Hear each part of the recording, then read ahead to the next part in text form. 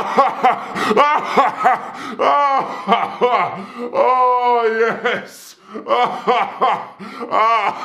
Hello, welcome to HITC Sport. It is the Irish guy. And here's a word of the day.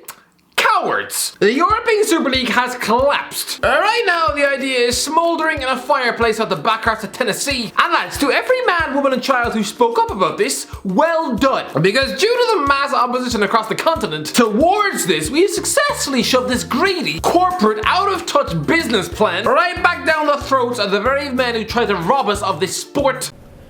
I want to apologize to all the fans, supporters of Liverpool Football Club for the disruption I caused over the past 48 hours.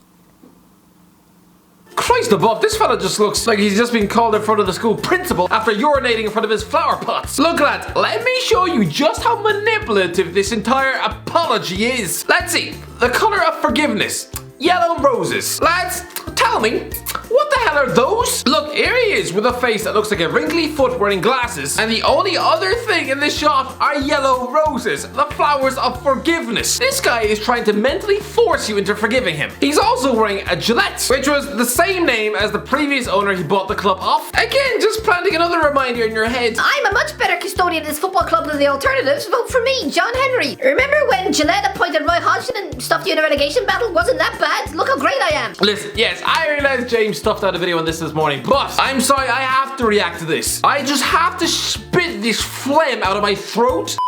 5 minutes quick interruption, trying to get 500,000 subscribers as soon as possible. If you're new here or you're just not subscribed, slap that big fat red button and I'll do lots more videos like this. And trust me lads, when we get to 500,000, I'll do a video on top of a mountain. How about that?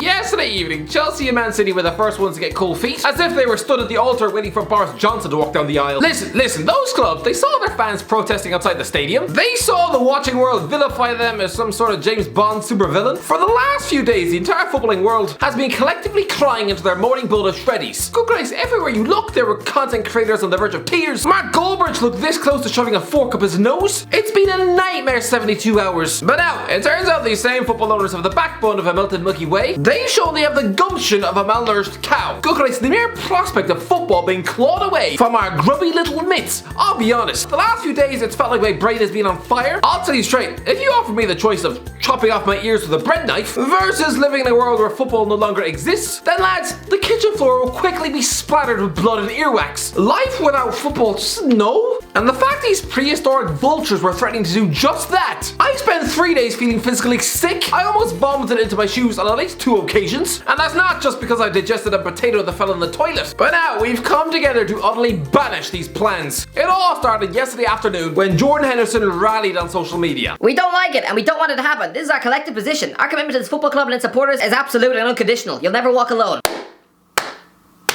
Jordan Henderson. Yeah, he's come a long way from his first social media post. We all remember his B1 page. My name is Jordan Henderson. I play for Sunderland. I'm number 42 and I'm hoping to get into the first team for the Scum game. I've got a gorgeous girl called Sarah. She's amazing and I love her. Been together just over a year and it's great. Scared of nothing. Yeah, who would have thought this clearly dyslexic teenager who seemingly used to type words by repeatedly smashing his face on the keyboard, who'd have thought he'd grow up to one day lead a mature, impassioned political revolt against a dynasty of rich billionaire owners? Make no mistake about it, this call to arms from Henderson will go down in history. So I guess there's hope for all of you out there who currently have brain cells made of cheese. I never thought I'd see the day that Roman Abramovich bowed to peer pressure. The man was born in the Russian mountains? Good guys, he looks like the type of guy who's just come from repeatedly slapping someone tied to a chair in his basement. This is the guy who sacked Jose Mourinho for refusing to play his friend Andriy Shevchenko up front. This is a man who's been divorced 3 times. Clearly he's got the skin of an African snake. But to be fair, if anyone was going to pull out, it was him. Abramovich is a football man. The guy wants trophies. He wants Chelsea to be the champions of Europe. He wants to leave a footballing legacy. Why do you think he goes through managers like snotty Kleenex tissues? Unlike the likes of Joel Glazer, he actually understands the sport. For a start, he knows what the hell an offside is. Poor old Glazer's probably still trying to work that one out with the salt and pepper shaker. You know, a full 20 years after buying the club. The Manchester City group were another one to fold first. And to be fair, this is an ownership who've done a lot for the community, as as well as the stadium. Clearly, this was just an example of them not wanting to be left behind when they agreed to join the group. You know, they didn't want to be the nerdy teenager left to watch EastEnders with his mum on Friday nights. If you let the people in,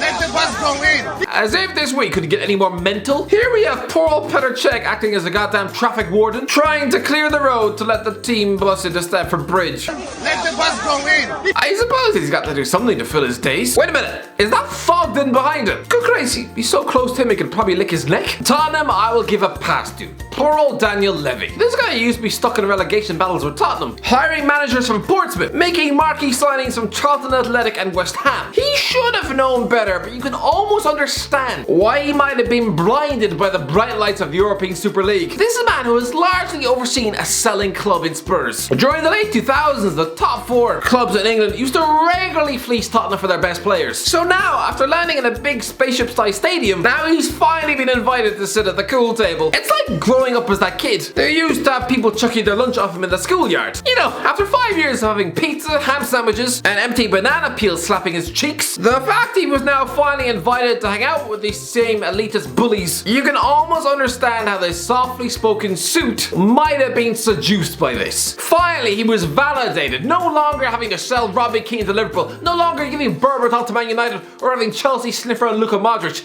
Now, he was finally seen as equals to these men. This is a man who's only ever overseen 1 trophy win in 20 years at Tottenham. He knows he has no divine right to even be in the same conversation as some of these clubs, so we can make an exception for him. Don't worry, Levy, I don't think you should be burned at the stake. I don't think your stadium should be egged. I don't think Tottenham should be liquidated. We'll give you a pass, even though you should have known better. But the other American-owned clubs, Arsenal for a start. Say what you want about Levy and Abramovich, at least they care about their club. Stan Kroenke, I'll bet you that guy couldn't name any of the Arsenal starting 11. He probably doesn't know what the hell an Odegaard even is. He probably thinks it's some brand of vacuum cleaner. The man doesn't attend Arsenal games, but why would he? He owns 11 different businesses, including some basketball team called the Denver Nuggets. Yeah, the man's worth $10 billion, but make no mistake about it, he is dangerous. Dangerous to football's existence as we know it. This guy who relocated St. Louis Rams NFL franchise to Los Angeles. It's not like that was just up the road, lads. That's 1,600 miles away. That's the same distance as London to Istanbul. The man is shameless, and if these tentative plans were allowed to go ahead, then without a doubt, within 10 years, Arsenal will probably be playing their home games in a Texas ranch. Oh, John Henry, on one hand, I will give him credit. Every other club is hid behind carefully worded statements on their website scripted by their PR team. Roman Abramovich probably won't even have read what went out on the website. Stan Kroenke probably hasn't visited the Arsenal website since 2012. At least John Henry's had the stones to come out and stick his face in front of camera. Even though he does look like he spent the last 3 weeks ironing his skin. I'm all for forgiveness in life. Do not forgive John Henry and FSG. They've shown their true colours. Where was this public appearance? When the European Super League was announced? Where were you then? No, instead Liverpool had to stomach the utter wretched reality that Joel Glazer was attaching his name to a Liverpool club statement. What Liverpool fan ever wants to read anything that man has to say? He's the Manchester United owner, their most deadly rivals. The man is the enemy, and you're sticking his words on your website. You'd have been better off just sticking the club crest down a block toilet, because it shows exactly what you thought in that moment of the club's dignity. Letting Glazer's words onto the Liverpool website. It's like allowing your cousin to share a bed with your wife. It's like if Khabib had let Conor McGregor